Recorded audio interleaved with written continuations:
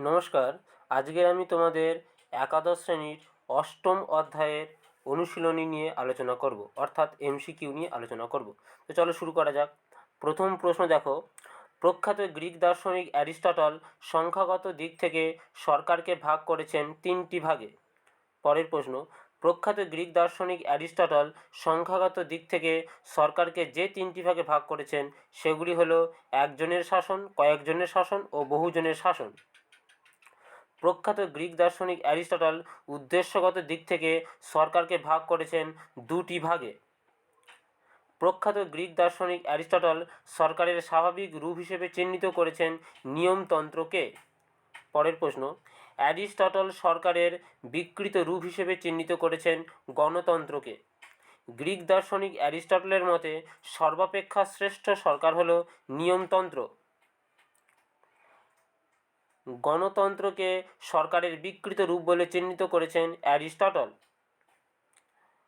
আধুনিক অভিমত অনুযায়ী সরকারকে প্রধানত ভাগ করা যায় তিনটি ভাগে: স্বৈরতন্ত্র, একনায়কতন্ত্র ও গণতন্ত্র, এই তিন ভাগে। পরের প্রশ্ন, সরকারের আধুনিক শ্রেণীবিভাজন অনুযায়ী স্বৈরতন্ত্র তিন ধরনের হতে পারে, যথা রাজতন্ত্র, সামরিকতন্ত্র ও অভিজাততন্ত্র। পরের প্রশ্ন দেখো, সরকারের আধুনিক শ্রেণীবিভাজন অনুযায়ী একনায়কতন্ত্র তিন ধরনের হতে পারে, যথা ব্যক্তিগত, দলগত ও শ্রেণীগত। পরের প্রশ্ন, সরকারের আধুনিক শ্রেণীবিভাজন অনুযায়ী সাধারণতন্ত্র ও নিয়মতান্ত্রিক রাজতন্ত্রের প্রতিটিকে দুইটি ভাগে ভাগ করা যায়, যথা এককেন্দ্রিক ও যুক্তরাষ্ট্রীয়। পরের প্রশ্ন, যখন কোনো শাসন ব্যবস্থায় সরকারের যাবতীয় ক্ষমতা একটি মাত্র ঊর্ধ্বতন কর্তৃপক্ষ অর্থাৎ কেন্দ্রীয় সরকারের হাতে কেন্দ্রীভূত থাকে, তখন তাকে বলা হয় এককেন্দ্রিক শাসন ব্যবস্থা। পরের প্রশ্ন, এককেন্দ্রিক শাসন ব্যবস্থায় কেন্দ্রীয় সরকার সর্বক্ষেত্রেই প্রধান। পরের প্রশ্ন, এককেন্দ্রিক সরকারকে গুণগত দিক থেকে সাধাসিধে বা সরল শাসন ব্যবস্থা বলে বর্ণনা করেছেন গার্নার। এককেন্দ্রিক শাসন ব্যবস্থা বর্তমান রয়েছে ব্রিটেনে। জাতীয় ঐক্য ও শক্তির সঙ্গে অঙ্গরাজ্যগুলির অধিকারের সামঞ্জস্য বিধানের রাষ্ট্রনৈতিক উপায়কে যুক্তরাষ্ট্র বলে চিহ্নিত করেছেন ডাইসি। পরের প্রশ্ন, যুক্তরাষ্ট্র হলো এমন একটি শাসন ব্যবস্থা যেখানে ক্ষমতা ও কর্তৃত্বের কিছু অংশ আঞ্চলিক সরকারের হাতে এবং অপর অংশ ওইসব আঞ্চলিক সরকার কর্তৃক স্বেচ্ছাকৃতভাবে সৃষ্ট কেন্দ্রীয় সরকারের হাতে ন্যস্ত থাকে। একথা বলেছেন ফাইনার। Option A finer. পরের প্রশ্ন, নিম্নলিখিত দেশগুলির মধ্যে যেখানে যুক্তরাষ্ট্রের শাসন ব্যবস্থা বর্তমানে রয়েছে তা হলো কানাডা। পরের প্রশ্ন, যুক্তরাষ্ট্রীয় শাসন ব্যবস্থায় সরকার থাকে দুই প্রকার। পরের প্রশ্ন, যুক্তরাষ্ট্রে যে দুটি বিপরীতমুখী মনোভাবের সমন্বয়ের ফলে কেন্দ্রীয় সরকার ও আঞ্চলিক সরকারের উদ্ভব ঘটে সেগুলি হলো জাতীয় ঐক্য প্রতিষ্ঠার মনোভাব এবং অঙ্গরাজ্যগুলির স্বাতন্ত্র্য ও অস্তিত্ব বজায় রাখার মনোভাব। পরের প্রশ্ন, যুক্তরাষ্ট্রীয় শাসন ব্যবস্থায় আঞ্চলিক ভিত্তিতে আইন প্রণয়ন ও শাসনকার্য পরিচালনা বিষয়ে নিত্য নতুন পরীক্ষা চালানো সম্ভব। এই মন্তব্যটি করেছেন লর্ড ব্রাইস। পরের প্রশ্ন, যুক্তরাষ্ট্রীয় শাসন ব্যবস্থার চারটি গুণ হল শক্তিশালী রাষ্ট্রের প্রতিষ্ঠা, বৈচিত্র্যের মধ্যে ঐক্যের প্রতিষ্ঠা, আঞ্চলিক সমস্যার সমাধান সম্ভব ও গণতন্ত্র সম্মত।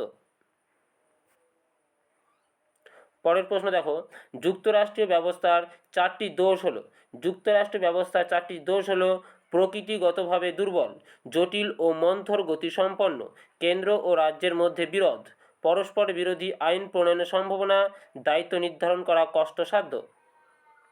পরের প্রশ্ন, এককেন্দ্রিক ও যুক্তরাষ্ট্রীয় ব্যবস্থার মধ্যে চারটি গুরুত্বপূর্ণ পার্থক্য হলো সরকারের গঠন, ক্ষমতার বন্টন, সংবিধানের প্রাধান্য ও আদালতের ক্ষমতা। পরের প্রশ্ন, ভারতে চরম যুক্তরাষ্ট্রীয় শাসন ব্যবস্থা প্রবর্তিত হয়েছে বলে মনে করেন পল এফ লবি। Option A. পরের প্রশ্ন, ভারতীয় সংবিধানকে নিশ্চিতভাবেই অযুক্তরাষ্ট্রীয় বা এককেন্দ্রিক বলে চিহ্নিত করেছেন কে.পি. মুখার্জি। পরের প্রশ্ন, ভারতের সংবিধানে ভারতকে রাষ্ট্রসমূহের একটি ইউনিয়ন বলে বর্ণনা করা হয়েছে সংবিধানের এক নম্বর ধারায়। এক নম্বর ধারায়, অপশান এ। পরের প্রশ্ন, ভারতের যুক্তরাষ্ট্রীয় ব্যবস্থায় সরকার রয়েছে 3 ধরনের। পরের প্রশ্ন, 2015 সালের মার্চ মাস পর্যন্ত ভারতের সংবিধান সংশোধন হয়েছে 98 বার। পরের প্রশ্ন, বর্তমানে ভারতের অঙ্গরাজ্যের সংখ্যা হল 28টি। ভারতের জাতীয় রাজধানী অঞ্চল বলে চিহ্নিত করা হয় দিল্লিকে। দিল্লি হলো একটি কেন্দ্রশাসিত অঞ্চল। বর্তমান ভারতের কেন্দ্রশাসিত অঞ্চলের সংখ্যা হল 8টি। ভারতে যে রাজ্যে অথবা কেন্দ্রশাসিত অঞ্চলের স্বতন্ত্র সংবিধান রয়েছে সেটি হলো জম্মু ও কাশ্মীর, তবে বর্তমানে এটি লুপ্ত হয়েছে। পরের প্রশ্ন, যে দেশের সংবিধানে ওই দেশের সংবিধানকে দেশের সর্বোচ্চ আইন, the supreme law of the land বলে বর্ণনা করা হয়েছে সেটি হলো মার্কিন যুক্তরাষ্ট্র। ভারতীয় শাসন ব্যবস্থাকে এককেন্দ্রিক বৈশিষ্ট্য সম্বন্ধিত যুক্তরাষ্ট্র না বলে যুক্তরাষ্ট্রীয় বৈশিষ্ট্যযুক্ত এককেন্দ্রিক রাষ্ট্র বলাই যুক্তিযুক্ত বলে মন্তব্য করেছেন কে.সি. হোয়ার, অপশান সি। পরের প্রশ্ন, ভারতের শাসন ব্যবস্থাকে যুক্তরাষ্ট্র প্রতিম কোয়াসি ফেডারাল বলে বর্ণনা করেছেন কে.সি. হোয়ার। ভারতকে একটি সমবায় যুক্তরাষ্ট্র বলে চিহ্নিত করেছেন মরিস জোন্স, অপশান এ। ভারতীয় সংবিধানকে সম্পূর্ণরূপে এককেন্দ্রিক বা যুক্তরাষ্ট্রীয় না বলে উভয়ের সংমিশ্রণ বলাই সমীচীন বলে মনে করেন দুর্গাদাস বসু। ভারতে যে রাজ্যের একটি পৃথক সংবিধান রয়েছে তা হলো জম্মু ও কাশ্মীর, আগেই বলেছি, তবে বর্তমানে এটি লুপ্ত হয়েছে।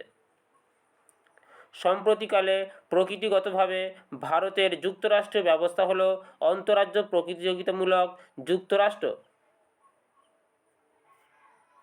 পরের প্রশ্ন, সম্প্রতিকালের ভারতীয় যুক্তরাষ্ট্রকে চিহ্নিত করা হয় এগুলির মধ্যে কোনোটিই নয়। পরের প্রশ্ন, রাষ্ট্রপতি শাসিত সরকার হলো এমন একটি ব্যবস্থা যেখানে শাসন বিভাগ আইন বিভাগের প্রভাবমুক্ত হয়ে সংবিধান অনুসারে কার্য পরিচালনা করে, একথা বলেছেন গার্নার।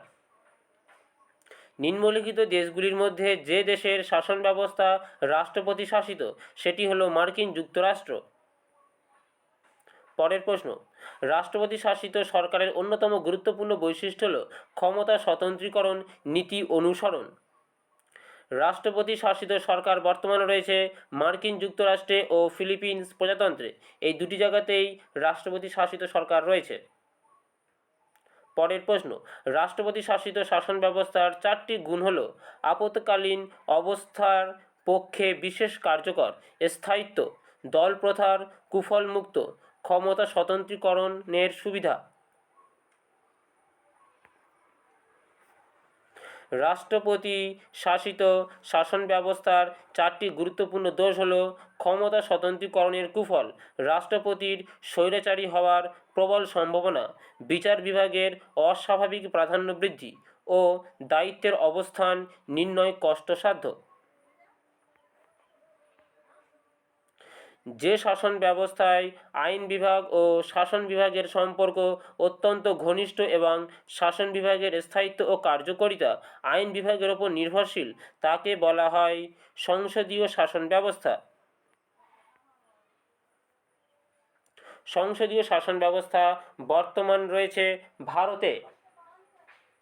সংসদীয় শাসন ব্যবস্থার অন্যতম উল্লেখযোগ্য বৈশিষ্ট্য হল নাম সর্বোচ্চ শাসকের উপস্থিতি। সংসদীয় ব্যবস্থার 2টি গুরুত্বপূর্ণ বৈশিষ্ট্য হল নাম সর্বস্ব শাসকের অবস্থিতি, প্রধানমন্ত্রীর নেতৃত্ব।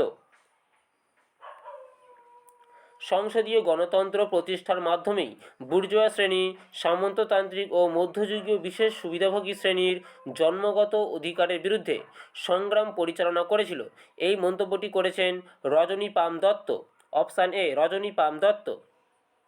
পরের প্রশ্ন, নাম সর্বস্ব শাসকের অবস্থিতি লক্ষ্য করা যায় সংসদীয় শাসন ব্যবস্থায়। সংসদীয় শাসন ব্যবস্থার অন্যতম বৈশিষ্ট্য হল মন্ত্রী পরিষদ কর্তৃক পার্লামেন্টের নিয়ন্ত্রণ। সংসদীয় শাসন ব্যবস্থার গুণগুলির মধ্যে বিশেষ গুরুত্বপূর্ণ হল সুশাসনের প্রতিষ্ঠা, মন্ত্রিসভার স্বেচ্ছাচারিতা রোধ, রাজনৈতিক শিক্ষার বিস্তার ও সহজে সরকার পরিবর্তন। ভারতের সংসদীয় ব্যবস্থায় নিয়মতান্ত্রিক শাসক হলেন রাষ্ট্রপতি। ভারতের সংসদীয় গণতন্ত্রে প্রকৃত শাসক বলে চিহ্নিত করা হয় প্রধানমন্ত্রীকে। ভারতীয় শাসন ব্যবস্থাকে সংসদীয় বলার অন্যতম কারণ হল রাষ্ট্রপতি নাম সর্বস্ব শাসক। ভারতের কেন্দ্রীয় মন্ত্রিসভাকে যৌথভাবে দায়িত্বশীল থাকতে হয় লোকসভার কাছে। ভারতের সংসদীয় গণতন্ত্রে জাঁকজমকপূর্ণ সাক্ষী গোপাল বলতে বোঝায় রাষ্ট্রপতিকে। কেন্দ্রীয় শাসন ব্যবস্থায় প্রাধান্য পেয়ে থাকে কেন্দ্রীয় আইনসভা। শেষ প্রশ্ন, রাষ্ট্রপতি শাসিত শাসন ব্যবস্থায় মন্ত্রীরা মনোনীত ও নিযুক্ত হন রাষ্ট্রপতির দ্বারা। তো এই ছিল তোমাদের একাদশ শ্রেণীর অষ্টম অধ্যায়ের এমসিকিউ। আশা করি তোমাদের ভালো লেগেছে। যদি ভালো লেগে থাকে তাহলে নলেজ 24x7 চ্যানেলকে অবশ্যই সাবস্ক্রাইব করে আমাদের পাশে থাকবেন। ধন্যবাদ।